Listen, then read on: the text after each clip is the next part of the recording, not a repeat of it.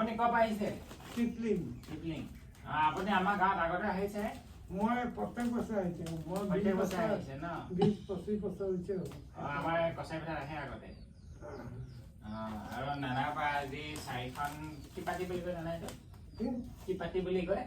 শীতল পাতি ল'লো 4খন দেখাইছো 5টা ল'লো 4খন ল'লো।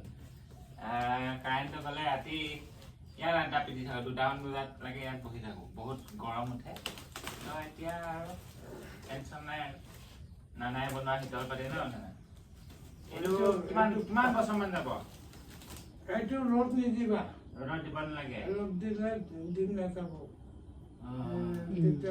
অকমান আগবাঢ়ি ফটাকত তিয়াই পিনি পানীটো পেলাই পিনি মই পানী মোহাৰি দিব লাগিব কাপোৰে। শুকান কাপোৰ ল'লে চাফা ল'ব কাপোৰটো তিয়াই ল'ব তেতিয়া মানে ধূলি চুলি চাগে এইটো লগত আহি যায় আৰু এইটো শীতল লাগিব এতিয়া ৰ'দ দিব নালাগে। আৰু বাজি যি কেতিয়া যি বাজি ধুই দিয়ে নহয় ঠাণ্ডাত মিলিব ৰ'দ নিদিব